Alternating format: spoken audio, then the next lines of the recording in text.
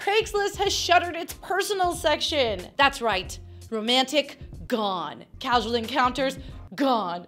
Strictly platonic, gone. Welcome back to What's Trending. I'm Martine Bierman. Make sure to subscribe for more social media and trending news stories every day. Craigslist made the move in response to Congress passing the Fight Online Sex Trafficking Act, also known as FOSTA. To understand all of this, we gotta get a little bit into the legal weeds, but stick with me. And don't worry, we're not lawyers either, so I'm gonna try and keep this simple. What FOSTA aims to do is to hold responsible websites that host sex trafficking transactions. And it's in response to a case repeatedly thrown out of court against Backpage.com, which was hosting ads for child sex trafficking victims as well as adult escorts. Why can't they be held responsible, you might be asking? It's because of something that's been around since 1996 called Section 230 of the Communications Decency Act. That act says you can't hold a website responsible for something illegal that someone might be doing on the website. So, for example, if someone uploads child pornography to YouTube, that uploader can be arrested and YouTube can take the video down and suspend the channel, but YouTube itself can't be held liable for any wrongdoing. Which makes sense, it's a platform, right? So if somebody chooses to make a profile there and then upload content that's inappropriate or illegal, then the platform shouldn't be held responsible for the content that the person posts. And Section 230 has been a cornerstone of the free and open internet for decades. Free speech advocates still point to it as an essential tool for the modern internet. After all, without Section 230, sites like Reddit, YouTube, Facebook, Yelp could all be besieged by lawsuits every time a corporation thinks one of their users has written something libelous. Think about that for a second. When was the last time you posted maybe a meme or a joke or something that maybe a company could deem inappropriate on Reddit or YouTube or your Facebook account?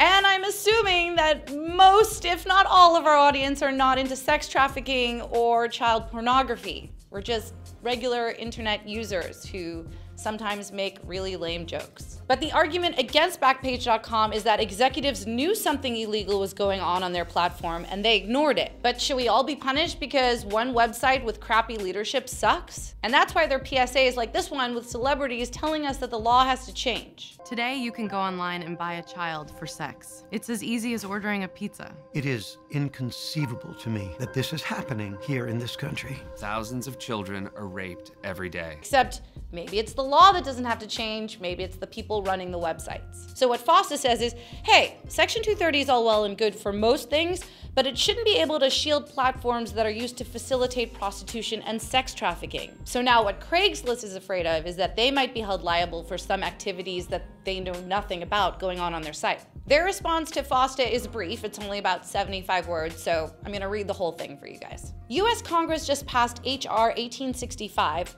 FOSTA, seeking to subject websites to criminal and civil liability when third parties, users, misuse online personals unlawfully. Any tool or service can be misused. We can't take such risks without jeopardizing all of our other services, so we are regretfully taking Craigslist personals offline. Hopefully we can bring them back someday.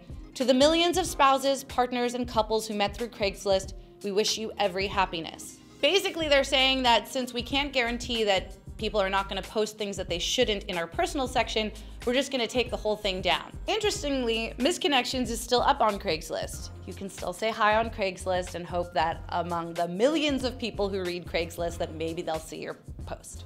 There's also a concern that FOSTA will hurt consenting sex workers who frequently use sites like Backpage and Craigslist to conduct business. As a Seattle sex worker told The Stranger, every time Rentboy or Backpage or any of those sites are shut down, it's actually putting sex workers more at risk because we don't have a way of verifying that this person is who they say they are. And it's more than just Craigslist being affected for sex workers. The escorts and hookers subreddits have been banned on Reddit, and sex worker Miss Alex Empire tweeted, "FOSTA is already systematically dismantling our resources." Finally, many trafficking experts are actually saying that FOSTA is going to make it a lot harder to track down and arrest sex traffickers. Freedom Network USA says responsible website administrators can and do provide important data and information to support criminal investigations. Reforming Section 230 to include the threat of civil litigation could deter responsible website administrators from trying to identify and report trafficking. So what they're saying is that this bill could actually make it easier for sex traffickers to get away with what they're doing